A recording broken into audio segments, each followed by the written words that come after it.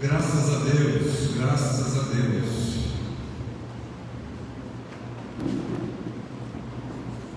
Deus é bom. Diga assim: Deus é bom. Deus é bom.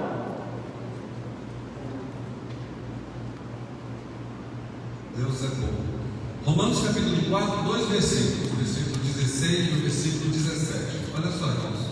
Nós estamos fazendo aquela campanha, um novo jeito de ser.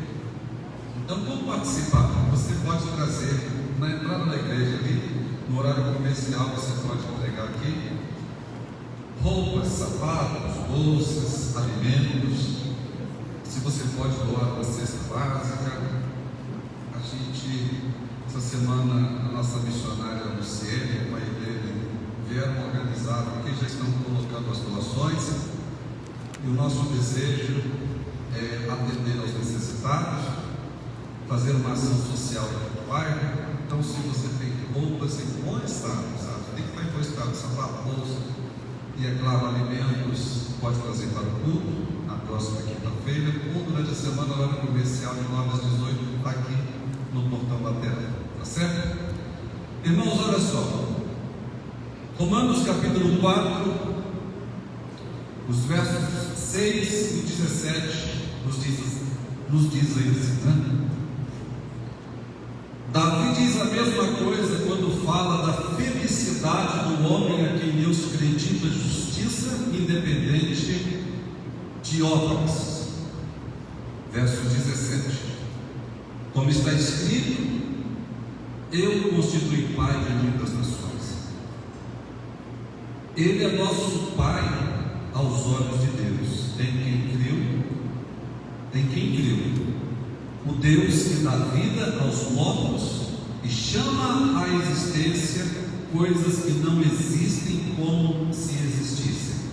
Eu gostaria que os irmãos repetissem comigo o verso 17, somente essa parte aqui, olha. Ele é o nosso pai aos olhos de Deus. Ele é o nosso pai aos olhos de Deus. Em quem creu, o Deus que dá vida aos mortos, Deus que dá vida aos mortos, e chama à existência coisas que não existem, como se existissem. Senhor nosso Deus e Pai, eu te peço em nome de Jesus que o teu Santo Espírito venha confirmar esta palavra nos nossos corações, nos corações daqueles que estão em casa nos acompanhando também. Oramos em nome de Jesus. Amém. Os irmãos podem sentar. Estamos realizando o nosso culto presencial, com todo o protocolo de segurança, como os irmãos estão vendo. Eu gosto muito de Davi quando ele diz assim, que ele não tem más notícias. A mulher de Provérbios escreveu e disse que ela sorri no futuro. Eu glorifico a Deus por você que veio à igreja. Estamos com distanciamento, uso da máscara, lavando as mãos, uso do álcool. Então você que está em casa nos acompanhando, você pode vir, se você não faz parte do grupo de Cristo. Tá certo? Vamos. O salmista continuou nos motivando. Alegria com os que me disseram: vamos na casa do Senhor. Nossa, quanta coisa bacana vocês entenderam, vocês não podem ver hoje na nossa escola. Mas vamos lá, nós estamos falando no mês de março sobre evangelismo fazendo discípulos.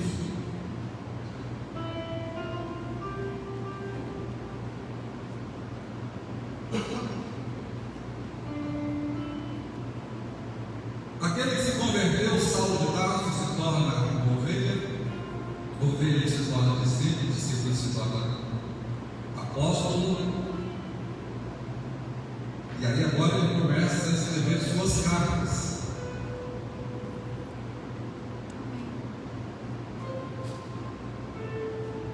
E nessa carta aos Romanos é uma mensagem para todos, para toda a humanidade. Seja para você que ainda não se converteu, para você que é novo na fé, para você que é uma ovelha, para você que já é um discípulo, líder de uma igreja, de um ministério. E você vai ver que no capítulo 4, Paulo está tratando sobre divergência. Divergência. São opiniões diferentes.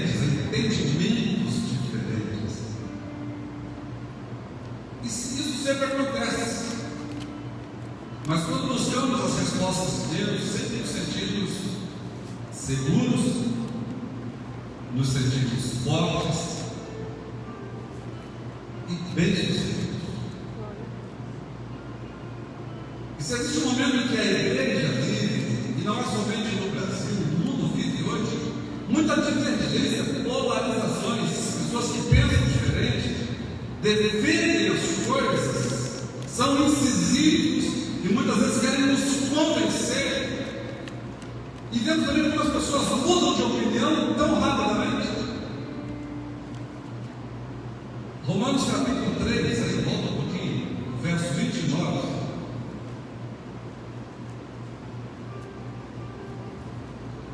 Deus é Deus apenas dos judeus? Ele não é também o Deus dos gentios? Sim, dos gentios também. A causa da divergência, e Paulo está esclarecendo, é que muitas vezes a gente julga as pessoas e fala que somente esse grupo é de Deus e aquele não é de Deus. E agora são dois grupos, os judeus e os gentios. Gentios é o resto do mundo, da humanidade. E Paulo está dizendo que Deus é Deus de todos.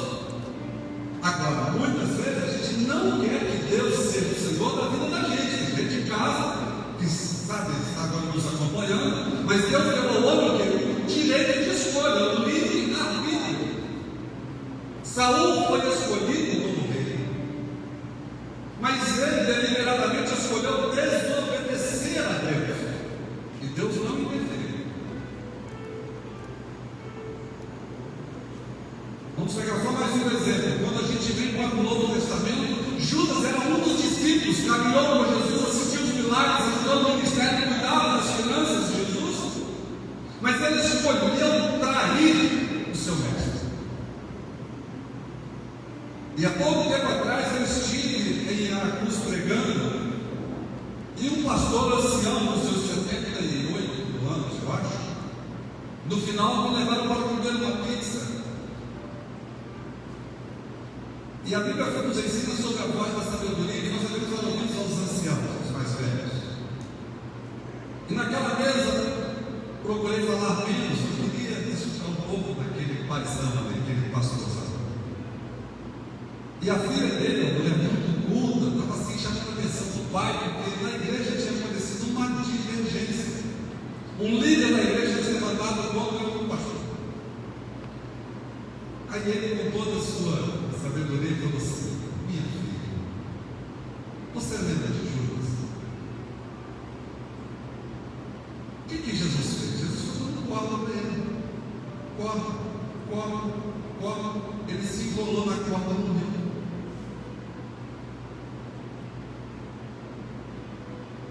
Eu tinha, para pregar naquela igreja, fui ministrado no final do culto comendo uma pizza.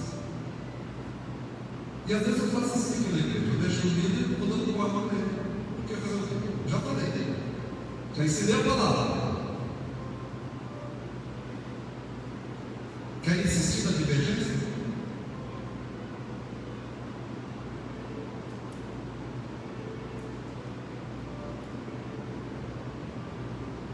O que a palavra nos ensina?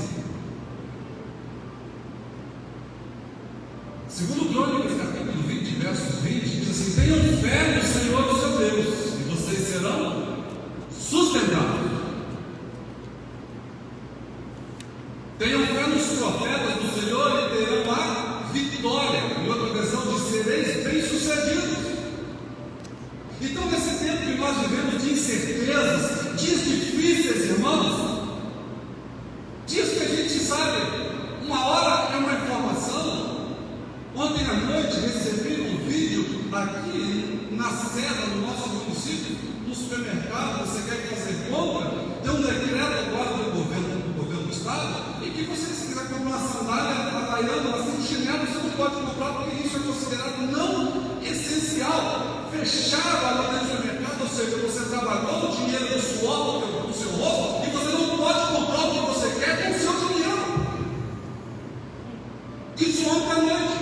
E o decreto do último dia 17 foi uma vergonha, uma estupidez, irmãos, dos nossos governantes, sabe? Tentando implantar um sistema E agora está aqui no município de Serra. Falqueta é o nome do supermercado. Pode ir lá conferir. A pessoa que denunciou gravou o vídeo. E eu, para ver se não era fake news, notícia falsa, eu fui na internet. Coloquei decreto e veio certinho, veio a data direitinho. Aí eu fiz a postagem. Porque tem que tomar cuidado com as notícias falsas. Então a gente vive esse tempo. E aí, diante, sabe, dessa irresponsabilidade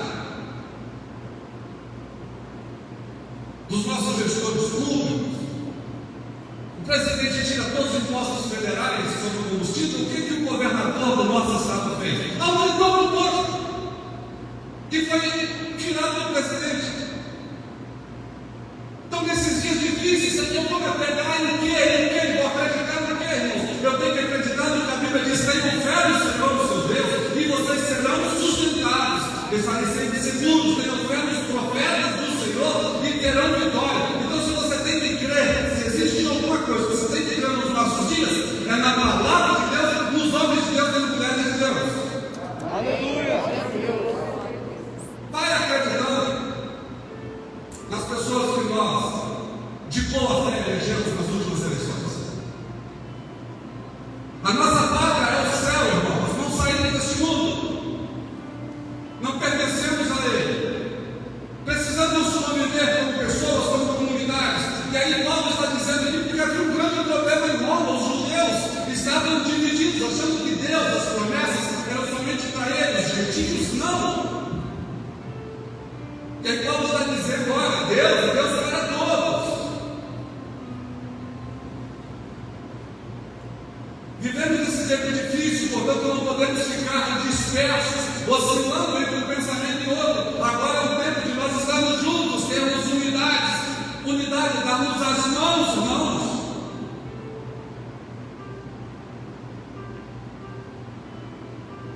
Eu preciso muito de você. A igreja precisa de você. Os seus filhos precisam de você. Os seus pais precisam de você. O seu marido precisa de você. Você precisa da sua esposa. Temos que tomar cuidado para nós não estarmos nos domingo criando problemas desnecessários e nos dividindo e nos enfraquecendo, porque um reino dividido ele não subsiste. O salmista, Salmo 37, diz que nós devemos confiar no Senhor. Confia no Senhor. No Salmo 40, ele nos ensina que nós devemos exercitar a nossa paciência. Esperei com paciência no Senhor. No Salmo 46, 10 diz: acalma-nos. Aqui é a tua oração. Acalma, meu Deus. Deus está trabalhando, irmãos. Repita isso: Deus está trabalhando. Deus está trabalhando. E em nós desenvolvendo perseverança, um novo caráter e fortalecendo a nossa esperança. Capítulo 5, versos 3 e 4. Olha comigo. Capítulo 5, versos 3 e 4 diz assim: não só isso, mas também nos gloriamos, olha aí, nas tribulações, porque sabemos que a tribulação produz perseverança. A perseverança é o caráter aprovado, e o caráter aprovado, esperança. Sabe o que está acontecendo na vida, nas nossas vidas, na nossa igreja? Uma grande transformação. Receba isso para a sua vida. Nós vamos sair muito melhor dessa frente. Você crê nessa palavra? Está dizendo Paulo escrevendo aos Romanos. Mas tenha o entendimento da unidade, tenha o entendimento, sabe, que a gente precisa contribuir para que sejamos um. O salmista fala sobre a importância da comunhão, partir o pão, unidade. A Bíblia diz: onde há unidade, comunhão, Deus ordena, Deus ordena a bênção e a vida para sempre. Se eu estou contribuindo pela unidade, se eu estou contribuindo para que tenha paz, a Bíblia diz que Deus fala: vai e abençoa o lar do Robson, vai lá e abençoa o lar da irmã Andréia, porque eu estou vendo que eles estão intencionados, bem intencionados, a viver em paz uns com os outros.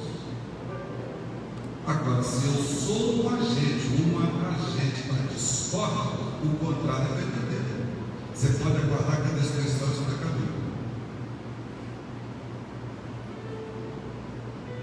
Não sabemos como, mas vai passar isso tudo em nome de Jesus. Eu não sei, você não sabe, os médicos não sabem, os cientistas não sabem, mas uma coisa, a certeza eu tenho: isso, irmão, vai passar em nome de Jesus. Ou passa de lá, ou Deus passa por aqui, pega a gente lá de volta. Amém. Amém, irmãos? Amém. O nosso tema fala que através da igreja receberão uma notícia. Estamos falando de evangelismo, estamos falando de discipulado, fazendo discípulos.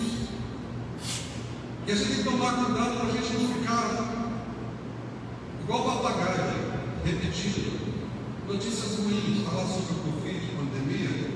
Para de postar isso nas redes sociais. Você acha que está faltando informação sobre o Covid? Isso a Globo faz. Mal e porcamente, mas se faz. Porque se fizesse de forma equilibrada, com a intenção de informar, somente seria muito bem-vindo. Porque a gente precisa da informação. Nós anunciamos Cristo. Nós precisamos falar de Cristo. Por que de Cristo? A notícia boa que as pessoas precisam saber, não adianta, agora tem uma fórmula milagrosa. Você não tem fórmula milagrosa. Se os cientistas ainda não conseguiram, chegaram aí as vacinas, glória a Deus, aleluia, mas não tem ainda. A irmã Helena tomou, e ela chegar a minha vez, vou ter que tomar também a sua vez. Mas olha só, eu confio em você, você precisa confiar em você. Aleluia. A notícia que as pessoas precisam saber, sabe o que é? Que Jesus Cristo é quem perdoa as nossas transgressões e apaga os nossos pecados. Se o homem cria situações para tornar o homem impuro, mas não escapará do juízo de Deus se não tiver os pecados perdoados através de Cristo. Eu vou repetir isso. Se o homem cria situações para tornar o homem impuro, mas não escapará do juízo de Deus se não tiver os pecados perdoados através de Cristo. A gente viu ele acabar com a Lava Jato. Pegaram esse tal de Lula, condenado em segunda instância. Estão tentando organizar para ele ser candidato a essa forma. Não tem problema. Mas do juízo de Deus não escapa. E eu não estou aqui também dizendo para condenar ele. Aliás, condenando ele para julgar também, como estamos falando, tem provas concretas sobre esse cidadão. Olha a notícia boa, capítulo 4, verso 7. Como são felizes aqueles que têm suas transgressões perdoadas, cujos pecados são apagados. Como é feliz aquele a quem o Senhor não atribui culpa. Estamos, irmãos, diante de uma palavra que Paulo está dizendo para os judeus de Roma. Olha só, que existe um só Deus, tanto para os judeus como para os gentios, e o perdão é para todos. Ele apaga, sabe, as transgressões de todos.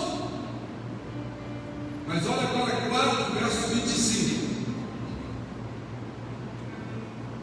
4, 25. Ele foi entregue à morte por causa dos nossos pecados e ressuscitado para a nossa justificação. Existe uma questão que nós precisamos falar desse Deus para as pessoas que perdoa as transgressões.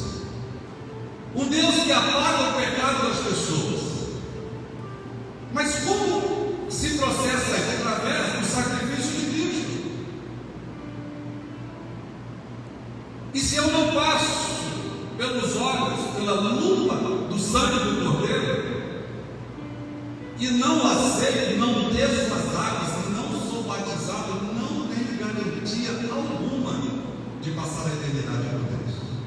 Você pode passar pela eternidade dos homens, mas na justiça de Deus somos justificados através de Cristo. Se a pessoa não tem Cristo, como que Jesus vai justificar? Amém, irmãos? Mais uma vez, olha aqui em versos 25. Ele foi entregue à morte por nossos pecados e ressuscitado para a nossa justiça.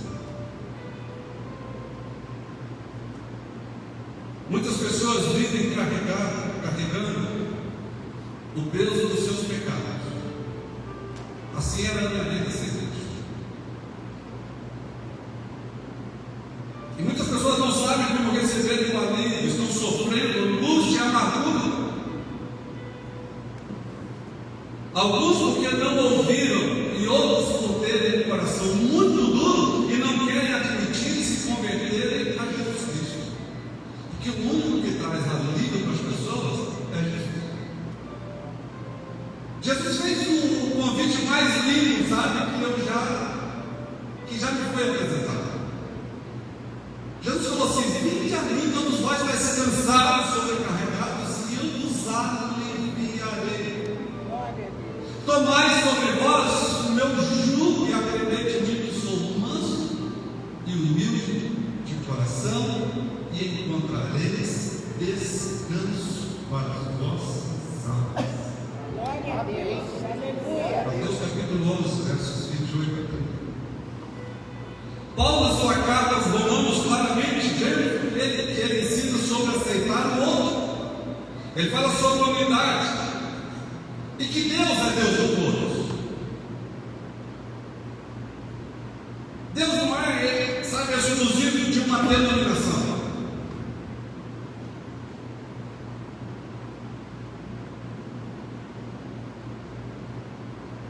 Quando alguém, alguma denominação, ela defende isso, ela é uma seita, ela não faz parte da igreja de Cristo, é uma seita.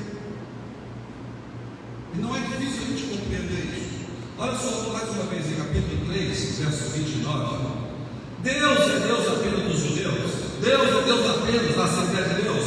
Deus é Deus apenas da Presbiteriana. Deus é Deus apenas, sabe, dos evangélicos. Deus é Deus de todos, irmãos. Olha aqui, olha. Deus é Deus apenas dos judeus. Ele não é também o Deus dos gentios? Sim, dos gentios também. Fala, papai. Aí quando nós vamos para a palavra aqui, você vai ver que o texto está se referindo à exigência dos judeus. Eles queriam que os gentios se circuncidassem, amar no corpo, para facilitar a sua compreensão. A circuncisão no Antigo Testamento é o batismo no Novo Testamento. Aí sim, Jesus falou: quem crer e for batizado será salvo.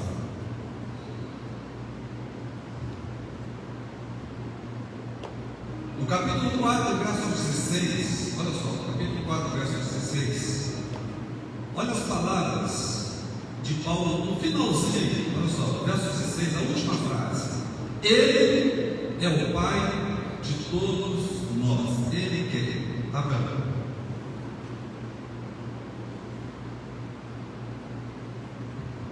Ele está dizendo que todos nós somos filhos de Abraão. No verso 17, a parte A, olha aí, 4, 17.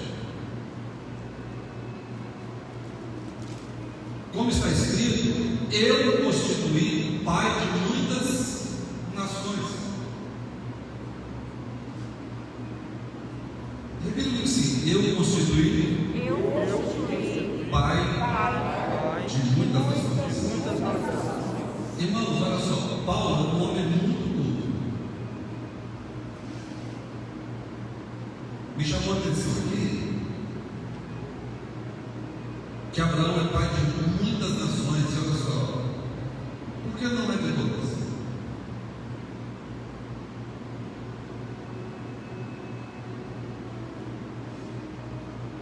É porque nem todos obedecerão ao Evangelho. E Deus falando assim para Zorobabel lá no Neemias, ele disse: não com força nem por violência, assim pelo meu espírito. Não, o meu papel é pregar.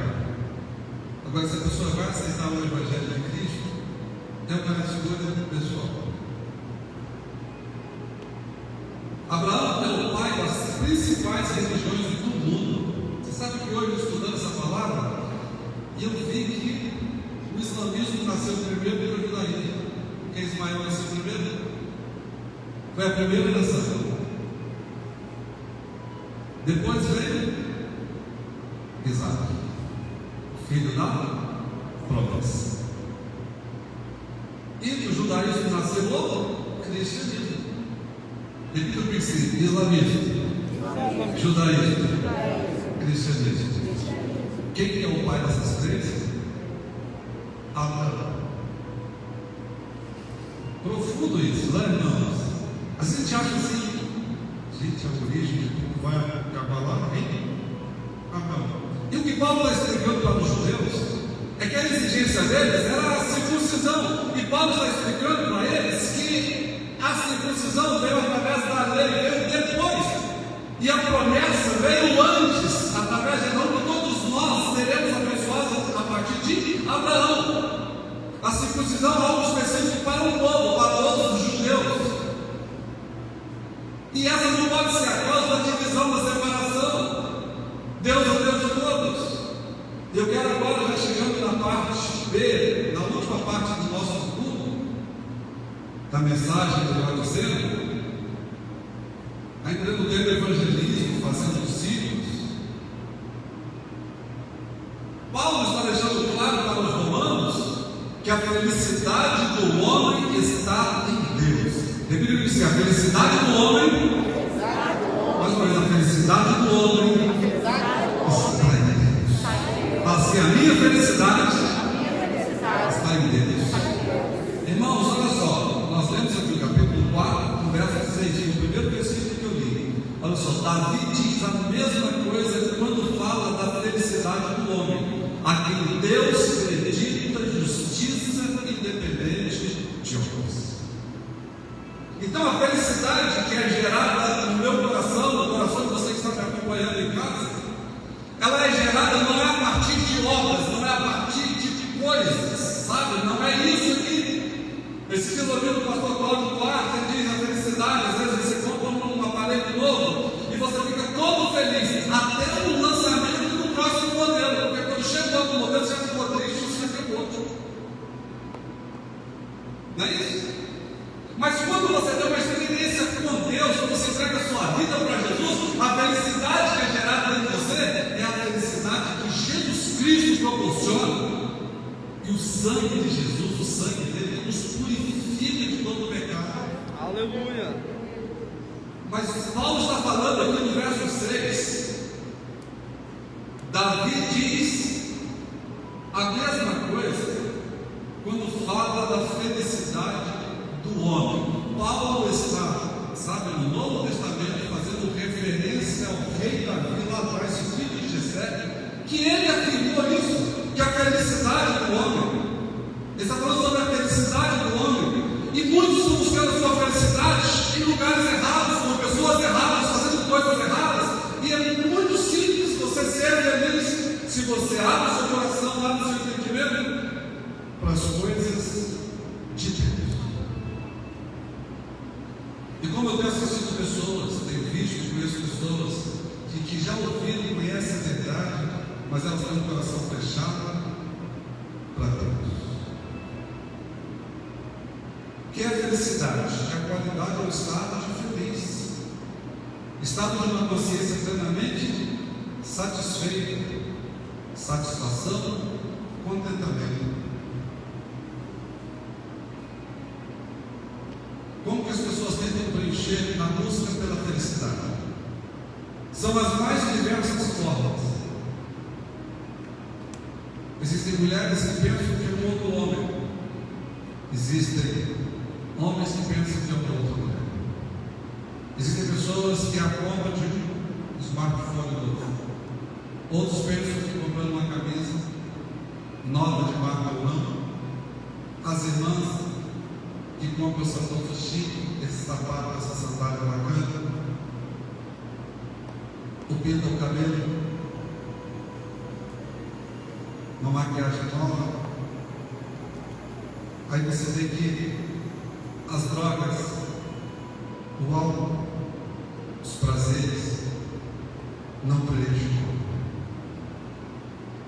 E há muitos anos atrás, uma mensagem que eu preguei aqui, o homem está cansado de pecar, porque ele não tem encontrado a satisfação no pecado, a felicidade de tanto Deus. Porque a nossa felicidade, ela está em uma só fonte, em Deus. Amém, queridos? Olha só, Deus acredita na nossa conta. Deus acredita na nossa conta. Você imagina você pegar o seu celular aí você pega e de repente você entra no seu banco, meu banco, por exemplo, é o Banco do Brasil. Não podia dar certo agora, aqui, eu abri esse negócio, alguém acreditou em alguma coisa?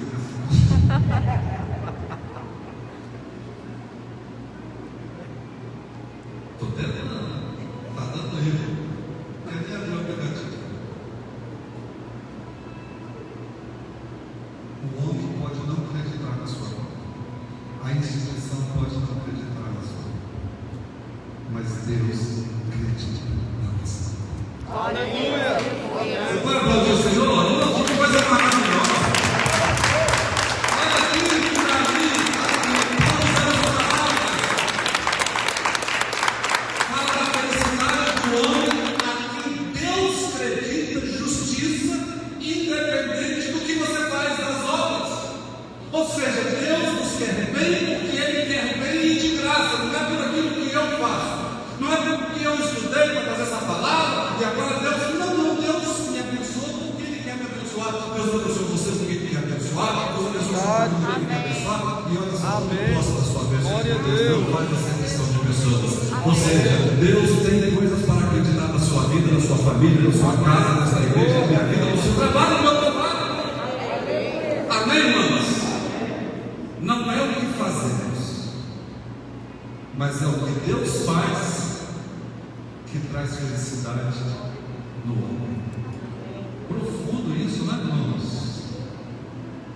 Não é o que fazemos, mas é o que Deus faz. O pecado, os erros intencionais, olha só, isso também é profundo. Os erros, olha só, o pecado. Os erros intencionais cometidos geram tristeza no homem. As culpas são geradas no coração e adoecem as pessoas. Quando as pessoas estão adoecidas emocionalmente e querem sair dessas armadilhas, desses laços emocionais, elas não estão conseguindo. E eu quero dizer que você está em casa, você está aqui hoje, sozinho você não vai conseguir. Sozinho você não vai conseguir. Porque é Deus que me efetua tanto querer como realizar. E Deus quer mudar, intervir na sua história. É Deus que traz felicidade no coração do homem.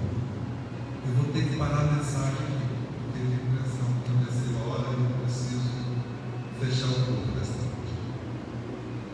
Quero encerrar, olha só.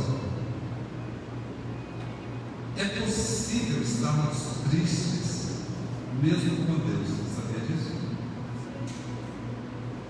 Abra sua Bíblia em 1 Coríntios capítulo 6. Um pouquinho na frente, 1 Coríntios capítulo 6, versos 9 a 11. Que eu amo a palavra de Deus é que ela traz consolo, traz conforto para a minha alma. 1 Coríntios capítulo 6, os versos 9 a 11, diz assim: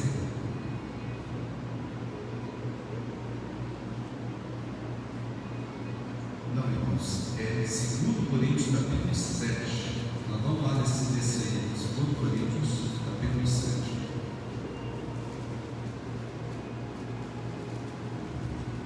Isso.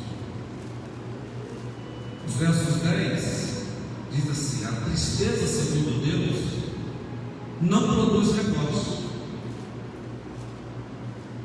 mas sim um arrependimento que leva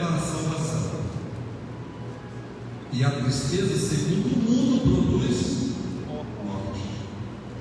11. Vejam o que essa tristeza, segundo Deus, produziu em vocês.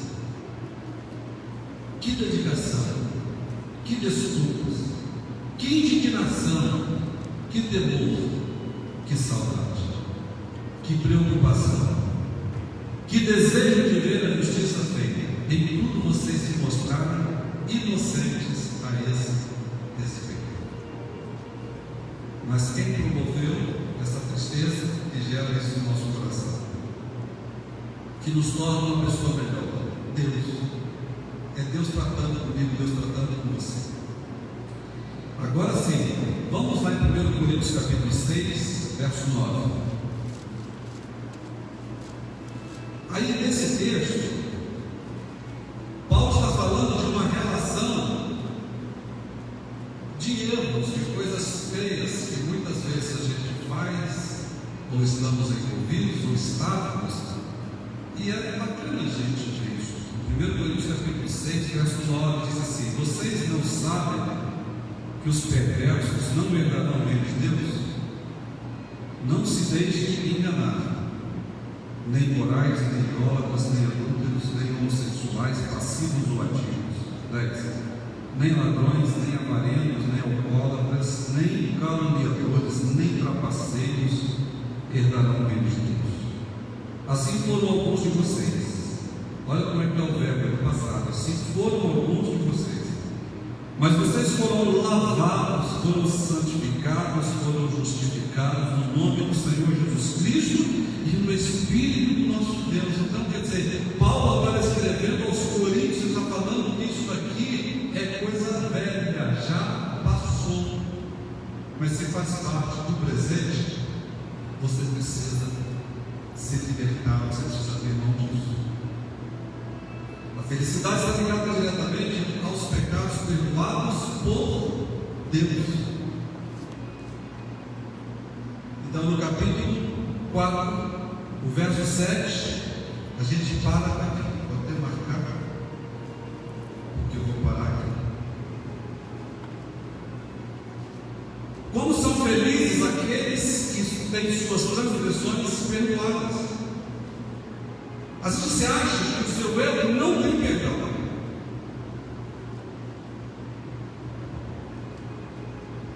Mas a palavra está dizendo que como são felizes aqueles que têm suas transgressões perdoadas. E Deus continua perdoando as transgressões, os pecados, os erros. E diz aqui cujos pecados são apagados. Às vezes eu penso no sangue de Jesus. Esses dias eu lembro alguma coisa e a pessoa fez uma pergunta aqui: quem já conseguiu usar quando estudava uma borracha até o final? Você já conseguiu usar uma borracha sem dizer até o final acabou a borracha? Quem já conseguiu? Parece que tem um simbolismo aí com o sangue de Jesus. Assim começar a borracha, apaga, não acaba o sangue de Jesus. Amém. Glória a Deus. Tremendo isso, né, irmãos? E Jesus quer mudar a sua história. Como é feliz aquele a quem o Senhor não atribui culpa. Aí Paulo, no capítulo 8, ele diz assim: olha, nenhuma condenação há para aqueles que estão em Cristo. Glória a Deus. Então olha só, Jesus ele quer aliviar, ele quer tirar de você esse peso, esse fardo que vem te atormentando. Não quer dizer que você nunca mais vai lembrar dos seus erros, daquilo que você fez, mas não vai doer, não vai ter mais esse sentimento de culpa, sabe por quê? O sangue de Jesus te purificou desse pecado. Amém. E olha só, se Deus lança no mar do esquecimento, por que você está lembrando? Por que quando você vai orar, você fica falando de algo que Deus não se lembra mais? Entende? Que Deus nos abençoe. Que Deus abençoe a palavra dele nos nossos corações. Amém? E que nós venhamos falar dessa felicidade que Deus acredita no coração do homem para as pessoas. Que Que a gente venha entender que Deus apara as transgressões. Você que está em casa, não importa o que você tenha feito, olha lá na cruz, Senhor, lembra-te de mim quando entraram no paraíso. Lá ele estava sentenciado, sabe? Porque ele merecia estar ali. Mas Jesus falou: hoje mesmo estarás comigo no paraíso. Se você quiser, agora à noite, Deus quer te levar. Que Deus nos abençoe em nome de Jesus. Vamos colocar em pé.